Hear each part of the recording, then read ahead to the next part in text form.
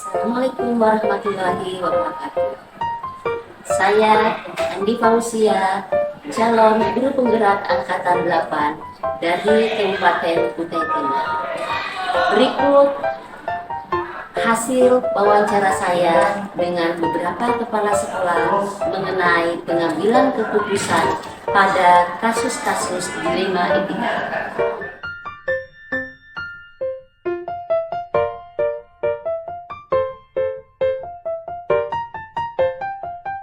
Assalamualaikum Ibu. Waalaikumsalam warahmatullahi wabarakatuh. Bagaimana kabarnya hari ini? Alhamdulillah, baik. Alhamdulillah. Jadi saya mohon waktunya Ibu sebentar ya Bu. Saya ingin mengajukan beberapa pertanyaan sebagai salah satu tugas saya CPP Angkatan 8 di tugas demonstrasi kontekstual. Oke. Jadi kira-kira selama ini bagaimana Ibu dapat mengidentifikasi kasus-kasus yang merupakan dilema etika atau bujukan moral? Baik, selama ini untuk ada dilema etika untuk di sekolah saya, biasanya saya itu ada masing-masing kelas, guru kelas itu mempunyai buku atau buku semacam anak siswa atau buku terjemahan. Jadi dari situ apabila ada sesuatu yang terjadi berhubungan dengan perilaku siswa, maka untuk sementara biasanya wali kelas itu akan memberikan arahan-arahan untuk anak. Kecuali kalau kasus berat, ya kalau kasus-kasus sederhana diselesaikan sendiri oleh kelas, dan kasus berat maka nanti biasanya saya akan bantu. Ya. Kemudian Ibu selama ini bagaimana Ibu menjalankan pengambilan keputusan di sekolah Ibu? Terus terutama untuk kasus-kasus di mana ada dua kepentingan yang sama-sama benar atau sama-sama mengandung nilai-nilai kebajikan. Ya. Jadi untuk sementara ini yang saya ambil sikap adalah yang pertama, apabila ada kasus-kasus yang sifatnya berat, maka biasanya kami selalu akan mengadakan hubungan kerjasama baik antar guru maupun antar saya dengan wali kelas. Ya. Tapi biasanya wali kelas itu sebelum kalau tindakan itu sangat berat biasanya agak cepat dilaksanakan. Nah biasanya kalau kasus berat itu kalau memang kami memerlukan orang tua, maka nanti biasanya kita akan memanggil orang tua. Tapi sebelum memanggil orang tua biasanya kami ada panggilan-panggilan mungkin selama 3 kali atau berapa kali yang mungkin kami atasin sendiri. Tapi kalau memang tidak bisa lagi diatasi secara pribadi di sekolah, maka biasanya kami akan menghubungi orang tua. Seperti itu ya. Kemudian langkah-langkah atau prosedur seperti apa yang Ibu lakukan selama ini?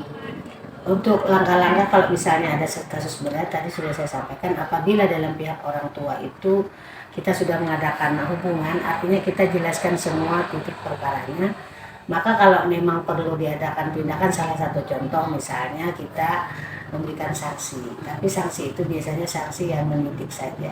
Mungkin bisa jadi anak disuruh mengerjakan sesuatu yang sifatnya memang untuk bisa merubah tingkah laku, tidak boleh mengadakan, tidak pernah kami melakukan sanksi-sanksi dan misalnya harus misalnya tidak belajar di rumah. Kalau tidak belajar di rumah itu sebenarnya kalau menurut hemat kami di sini itu bukan bukan sebuah hukuman ya, tapi nanti pelajarannya akan tertinggal, sehingga biasanya untuk kasus berat ada tahap sederhana kami memberikan tugas-tugas yang mungkin dia harus menyelesaikannya sesuai dengan apa yang diminta oleh gurunya. Kemudian hal-hal apa saja yang selama ini Ibu anggap efektif dalam pengambilan keputusan pada kasus-kasus dilema etika? Ya ini yang efektif itu tadi kami pernah melakukan, memang ada kasus berat yang mungkin baru aja kami alami, yaitu masalah mungkin agak-agak ini sih sebenarnya. Ada pihak orang tua atau mungkin dia dididik dengan keluarganya, tetapi ternyata keluarganya itu ada berbuat yang tidak diinginkan. Nah kalau kasus berat itu memang kemarin kami berusaha memberikan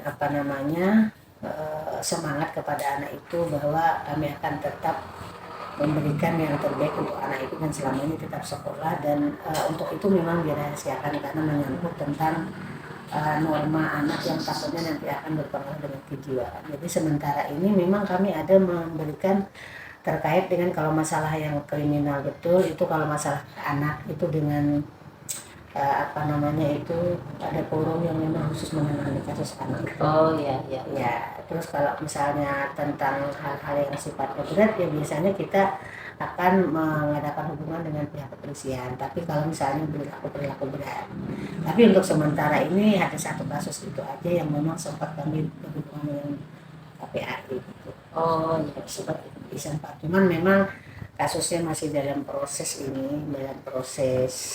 diskusi, artinya belum ada ketetapan yang ini karena menyangkut kejiwaan anak. Kemudian hal-hal apa saja yang selama ini merupakan tantangan dalam pengambilan keputusan dalam kasus dilema etika?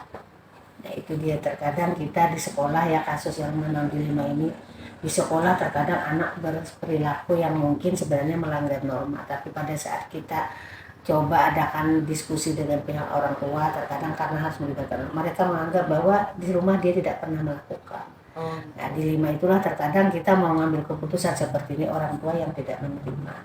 Itu sedih pernah terjadi, tapi sebagian besar sih bisa kita ini, cuman ada terkadang kasus yang seperti itu anak di rumah mungkin dibiasakan manja, atau mungkin ada juga kasus yang anak di rumah biasa dia memang melakukan sesuatu harus diberikan kekerasan, sehingga akibatnya di sekolah juga dia harus guru bertindak seperti orang tuanya, kalau tidak dikerasin dia ini. Tapi terkadang ada juga kasus yang mungkin di rumah dia pendiam dan segala macam, ternyata di sekolah tindakannya seperti yang tidak kita inginkan, orang tuanya terkadang tidak menerima karena di rumah anaknya tidak melakukan hal-hal yang negatif. Kemudian selanjutnya Ibu, apakah Ibu memiliki tata cara atau jadwal tertentu dalam sebuah penyelesaian kasus dilema etika? Apakah Ibu langsung menyelesaikan di tempat atau memiliki sebuah jadwal untuk menyelesaikan kasus tersebut? Oh iya, untuk kasus-kasus yang sifatnya berat tadi biasanya kami memang punya skala waktu. Artinya untuk melihat perubahan siswa itu tidak bisa langsung. Artinya pada saat kita berikan masukan, nasihat ataupun apapun itu, kalau memang sifatnya yang positif, kita ingin sebut tidak bisa langsung. Mungkin ada beberapa waktu, entah 3 hari, entah seminggu, yang mungkin ada ketentuan-ketentuan waktu yang memang kita sampaikan ke anak itu. Apabila batasan waktu itu dia masih langgar, mungkin ada sanksi berikutnya yang mungkin akan kami berikan. Seperti itu ya.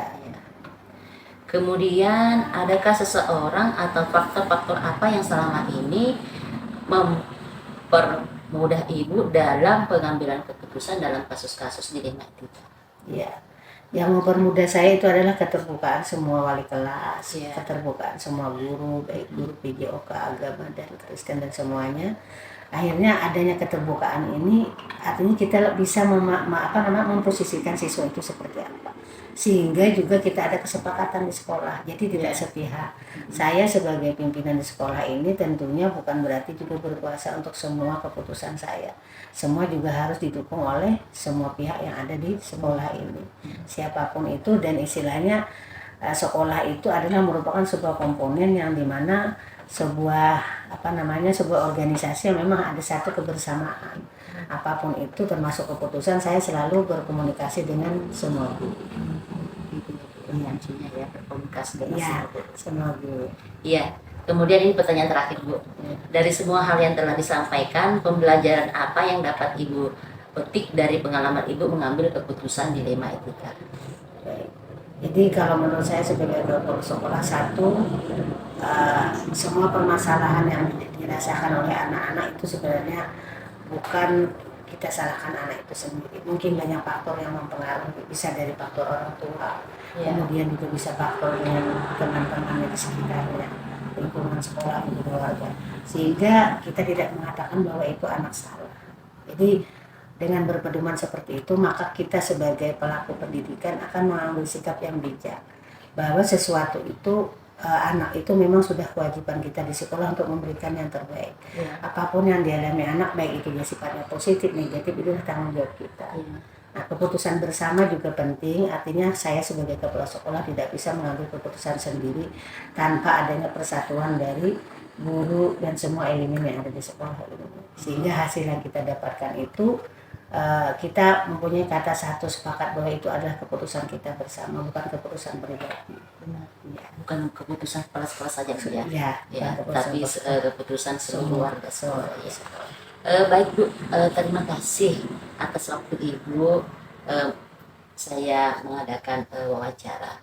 Terima kasih Bu. Sampai jumpa. Assalamualaikum warahmatullahi wabarakatuh. Waalaikumsalam warahmatullahi wabarakatuh. Terima kasih juga.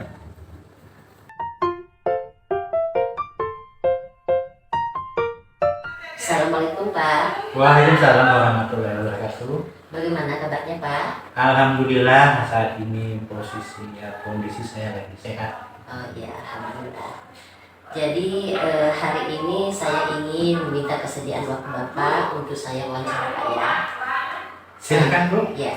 Saya Jadi saya akan menanyakan beberapa pertanyaan mengenai pengambilan keputusan mengenai kasus dilema etika, kasus-kasus dilema etika yang pernah Bapak hadapi di sekolah. Terima kasih. Baik Pak, yang pertama, selama ini bagaimana Bapak dapat mengidentifikasi kasus-kasus yang merupakan dilema etika atau rujukan moral? Selama ini yang saya laksanakan yaitu mencari informasi faktual yang terkait dengan etika rujukan moral tadi, di samping itu juga terkait dengan peraturan pemerintah dan kebijakan sekolah, sehingga yang berujungnya nanti menghasilkan keputusan yang tepat. Kemudian selama ini bagaimana Bapak menjalankan pengambilan keputusan di sekolah, terutama untuk kasus-kasus di mana ada dua keputusan yang sama-sama benar dan sama-sama mengandung nilai kebajikan. Selama ini yang saya terapkan yaitu meminta pendapat kepada teman-teman yang lebih lama di sekolah atau lebih senior, dan juga kepada teman-teman dalam mengambil keputusan dalam rapat. Yang artinya yang berujung nanti tidak salah memberikan keputusan itu kepada kebijakan tadi. Mungkin seperti itu Bu, jadi harus ada komunikasi kepada teman-teman sehingga teman-teman ikut terlibat di dalam mengambil keputusan tersebut. Kemudian selanjutnya langkah-langkah atau prosedur seperti apa yang biasanya Bapak lakukan? Yaitu mengidentifikasi atau mencari informasi kepada teman atau komite sekolah atau orang tua siswa yang berkaitan dengan rujukan moral tadi. Dalam maksud supaya tidak salah dalam memberikan keputusan dan bimbingan kepada yang mempunyai permasalahan tersebut. Iya. Kemudian selanjutnya hal-hal apa saja yang selama ini Bapak anggap efektif dalam pengambilan keputusan pada kasus-kasus dilema etika? Yaitu kepadanya diberikan efektif, juga yang diberikan jalan yang lebih objektif ya kepada kasus yang lain tadi, dengan maksud tepat guna kepada yang mempunyai dilema tadi, sehingga bisa legowo apa yang sudah kita berikan tadi, dan teman-teman juga yang mempunyai kasus tadi mau menerima keputusan yang betul-betul berat bagi sekolah, artinya mereka bisa menerima lebih objektif. Kemudian hal-hal apa saja yang selama ini merupakan tantangan dalam pengambilan keputusan pada kasus-kasus dilema etika? Hal-hal yang tantangan tentu saja dalam memberikan keputusan itu membagi atau menjadwalkan kasus tersebut pada permasalahan waktu yang tepat kepada rujukan moral tadi, sehingga permasalahan yang diterima dari kedua permasalahan tadi dapat dipecahkan, dapat diberikan somasi, sehingga ujung-ujungnya nanti semuanya bisa legowo dan bisa menerima keputusan yang telah kami berikan. Jadi tidak ada pemihakan dalam hal ini, semuanya mendapat hal yang sama, baik itu yang sudah lama maupun yang baru, tidak diberikan suatu pemilihan dalam hal ini, semuanya mendapat hal yang sama walaupun dia sudah lama, senior ataupun lama. Dalam hal ini semua mendapat hal yang sama untuk keputusan ini. Kemudian, apakah Bapak memiliki tata cara atau jadwal tertentu dalam sebuah penyelesaian kasus di rumah etika? Apakah Bapak langsung menyelesaikan di tempat atau memiliki sebuah jadwal untuk menyelesaikannya? Kemudian bentuk atau prosedur seperti apa yang Bapak jalankan? Yaitu mencari permasalahan itu dengan menemukan rekan kerja, ya, bukan jadwal yang khusus untuk permasalahan tadi, sehingga apa yang saya inginkan, apa yang teman-teman inginkan itu bisa sejalan dengan penjadwalan tadi dan tepat waktu dan dalam waktu yang sudah saya buat, yang ujungnya yang nanti teman-teman tadi bisa berkoordinasi dan berkolaborasi dengan saya, dengan teman yang lainnya, sehingga keselarasan dan kebersamaan itu akan terlihat, tidak ada tebang pilih dalam hal ini. Iya. Kemudian ini adakah seseorang atau faktor-faktor apa yang selama ini mempermudah atau membantu Bapak dalam pengambilan keputusan dalam kasus-kasus di rumah?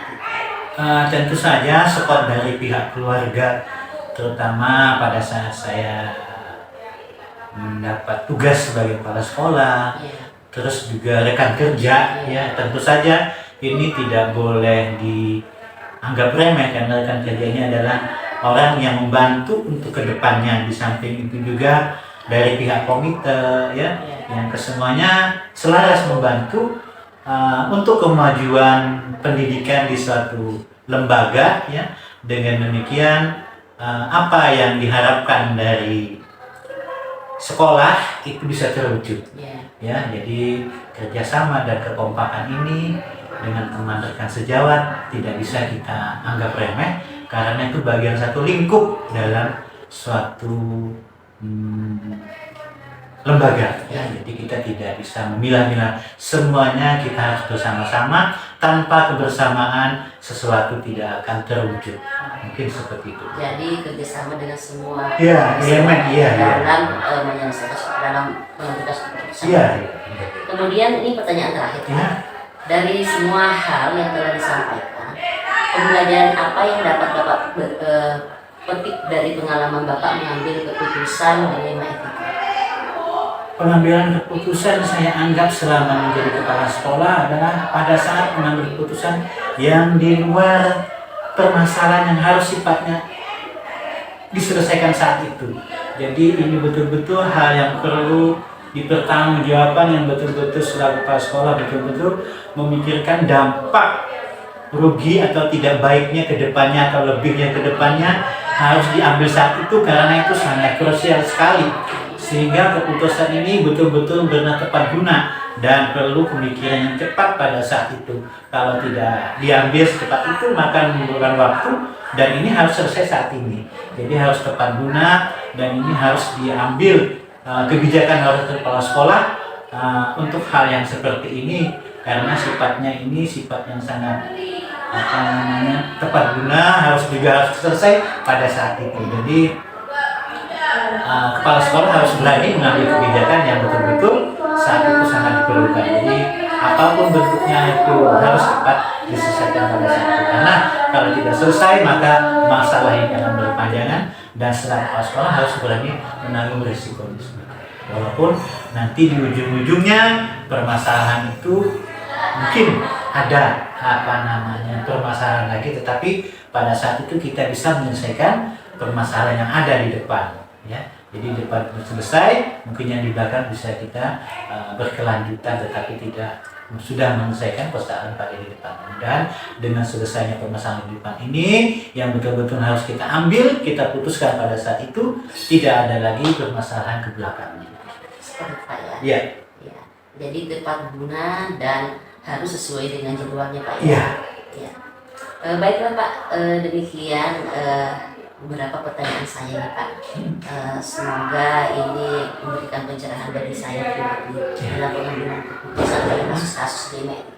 Terima kasih Pak atas waktunya. Sama-sama Bu. Assalamualaikum, Pak. Waalaikumsalam warahmatullahi wabarakatuh.